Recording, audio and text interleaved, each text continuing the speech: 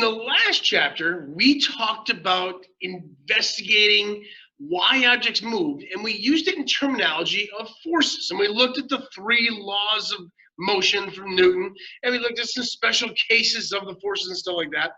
In Chapter 5, we're again going to take a look at why objects move and attempt to explain that, but now we're going to look at it from the standpoint of work and energy.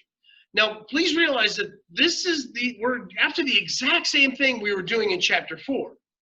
But now we're just going to look at it from a slightly different vantage point.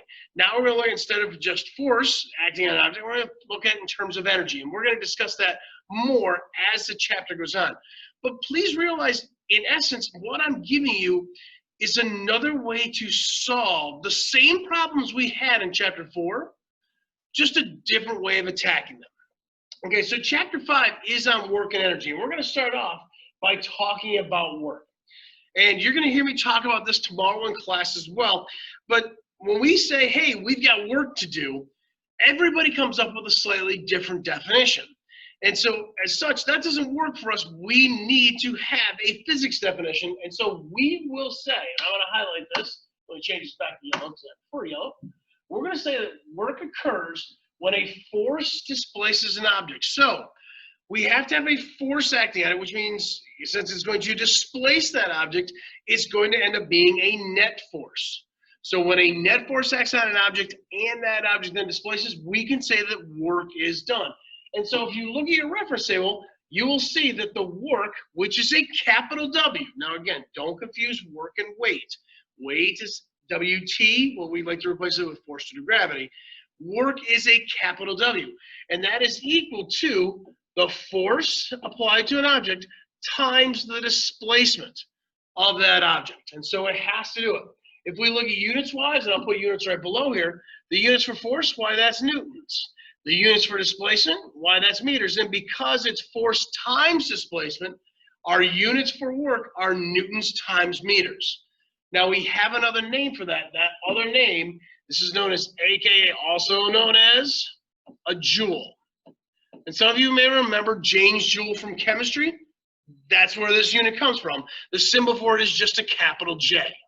Okay, so if you see Newton meter or a joule, they're the exact same thing.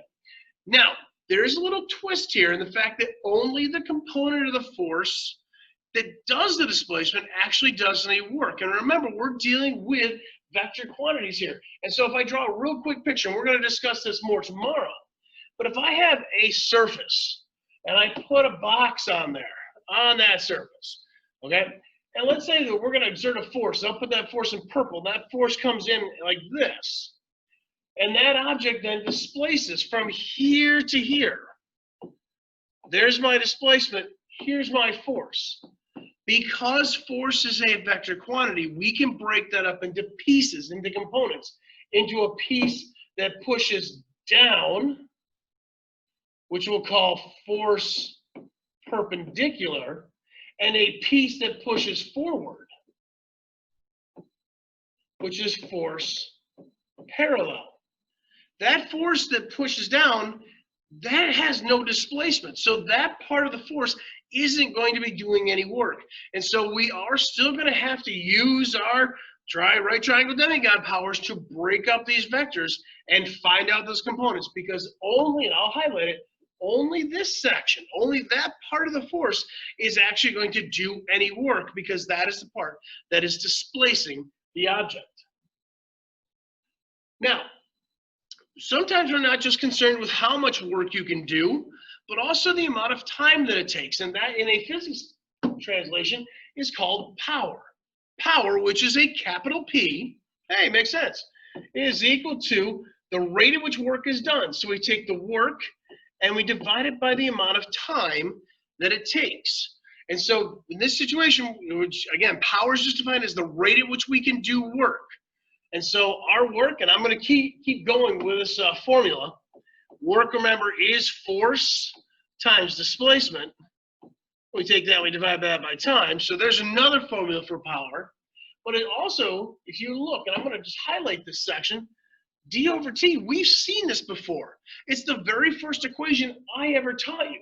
And so if we put that in, we can really say that it's the force times the average velocity.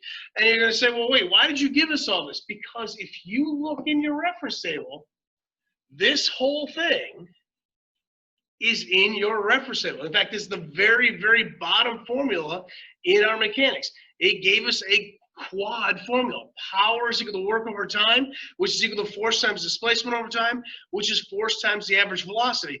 And any one of those three will give us what power is. So it gives us a little more options. So this is the rate at which work is done. Now, units-wise, if we look at units, we know that work is measured in joules, and I'm just going to put this in kind of like the orange color. Joules, and divide that by time, that's measured in seconds. And so the unit for our power is a joule per second. Or we could have it be a Newton times meter over seconds. That also works. Or we could have it, well, actually, that's going to give us the exact same thing, Newtons times meters per second, with the exact same thing. But this also has another name called a watt. A joule per second is known as a watt. And the symbol for watt, and this is where things get a little like, oh, is a capital W. And now you're thinking, well, wait. Isn't W work? It's right up there. And the answer is yes.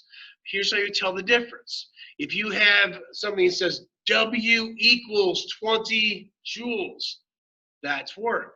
If you have P is equal to 20 W, then that's watts. And so if it's W equals, it's the work. If it follows the number, then it's the unit, which is watts. Okay, so I know, and the reason we always have this conversation, you probably hear me talk about it in class as well. If you think about the number of things in the universe we have to describe, that's a lot. You think about the number of letters we have, 26. And then we also have 24 in the Greek alphabet that we can use. So that's a grand total of 50.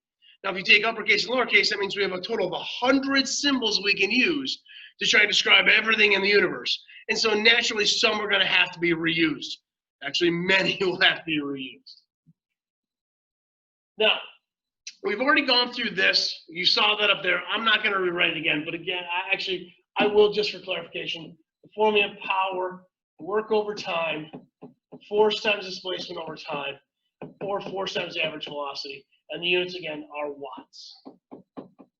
Now, there is another unit that we use more commonly in our terminology. And I'm going to throw this out here because we're going to need it, and I don't want to forget about it later. We can also have another unit called the horsepower. 1 HP.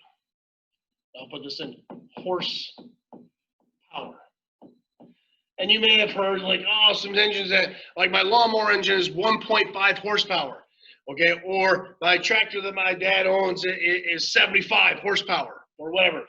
What that in our physics world, 1 horsepower is equal to 746 watts. And this will come into play when we do our power lab, because I'm going to find out, we're going to see how powerful you are and compare you to the horsepower.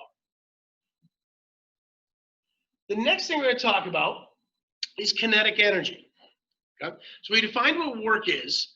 Work is the force times displacement. We define what power. Power is the rate at which work is done. We're not going to look at terms of energy.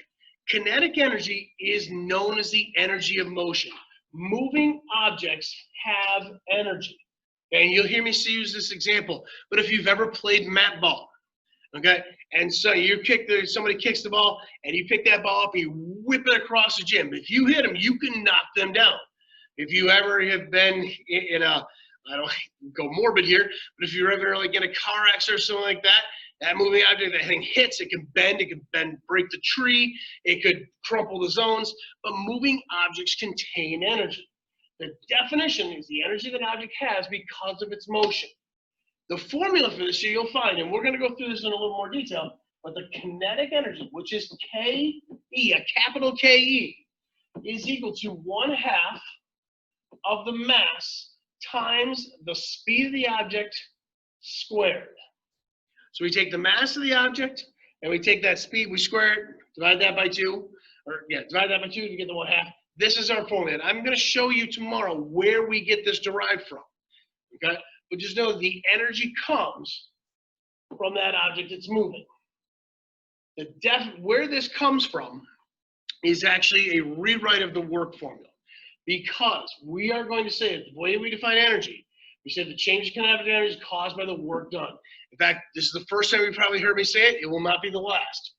Work done will equal the change in kinetic energy of an object. Okay? So think about this. If you exert a force and that displaces that object, that's going to cause that object to move. So it's going to have a change in the velocity. And so the work that you do, the force times the displacement, is going to equal 1/2 of the mass times the change in the velocity squared. And there's a reason why I put the parentheses where they were. We'll talk about it in great detail tomorrow, and I'll give you an example of why it has to be that way. Now, there's one other thing I want to point out. The one nice thing about using energy on all this is that work and energy are both scalar. So you don't have to worry about direction. You can't have, oh, I've got a 25 joules of kinetic energy north. No, you just have 25 joules of kinetic energy. They do not have direction. And as such, you don't have to worry about breaking them apart and adding them up vectorially. It's one of the benefits of using energy to solve these problems rather than force. Okay? So we're going to practice with this tomorrow. We'll do a lot of things on work and power and kinetic energy, and then we'll go forward from there. So everybody have a great night. Everybody have a great day. I'll see you later. Bye.